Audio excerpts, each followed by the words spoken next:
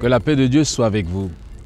Selon des chercheurs, chacun de nous prend à peu près 700 fois la parole. Et chaque jour, nous prononçons environ 18 000 mots qui équivalent, transcrits, à un livre de 54 pages. Et le total, au cours d'une année, donne 66 livres de 800 pages chacun. Quel genre de livre écrivez-vous?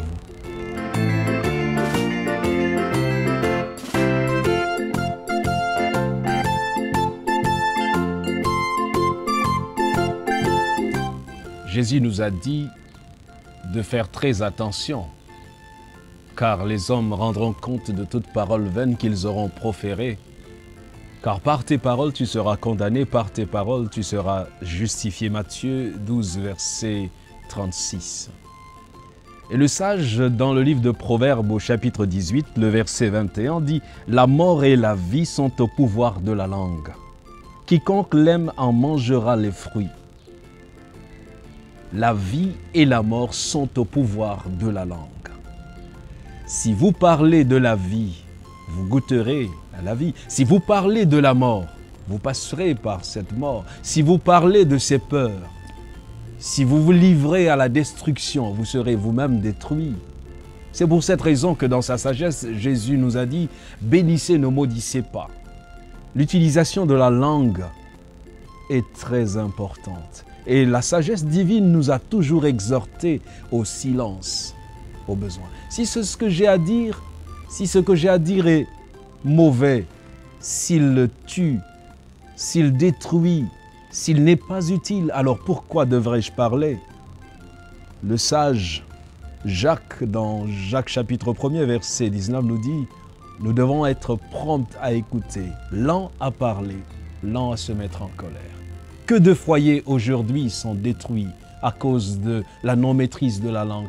Combien d'amitiés ont été brisées juste à cause de la langue. Les chagrins de la langue sont innombrables.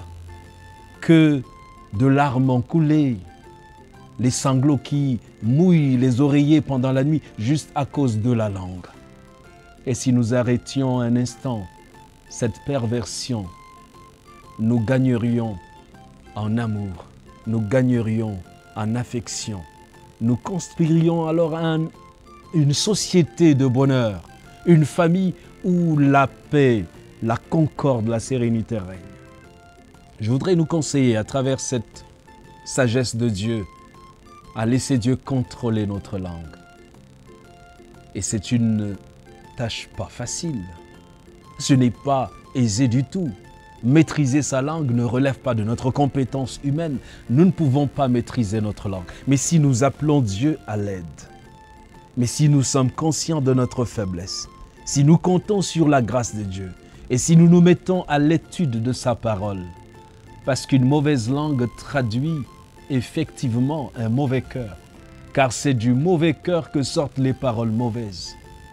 Une mère doit être là pour encourager. Un père doit être là pour relever ceux qui sont tombés. Nous ne sommes pas là pour décourager, pour détruire. Nous sommes là pour construire.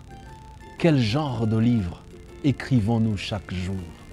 Est-ce que mes paroles construisent ou bien elles détruisent? Si nous nous arrêtions un instant pour ne pas juger, pour ne pas trop aller en besogne, trop vite aller en besogne, alors nous gagnerions, mes frères, mes sœurs. Dans la vie de chaque jour, nous sommes éprouvés d'une manière ou d'une autre. Nous sommes tentés de parler, de bavarder. Mais avant de parler, cherchons la sagesse qui vient de Dieu. Une langue disciplinée n'est pas le produit du hasard. Une langue disciplinée est le fruit de ce que l'on a semé dans le silence de sa communion avec Dieu. Je nous conseille de commencer très tôt le matin à consulter Dieu à travers sa parole, à lire, à méditer cette parole, car c'est la parole de Dieu qui discipline notre cœur et nos pensées.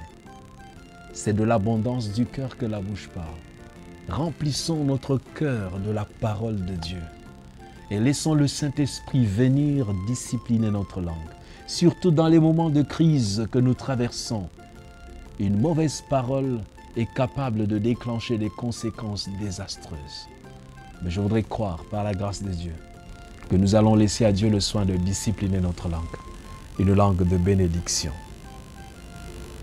Car la vie et la mort sont au pouvoir de la langue. Que Dieu te bénisse.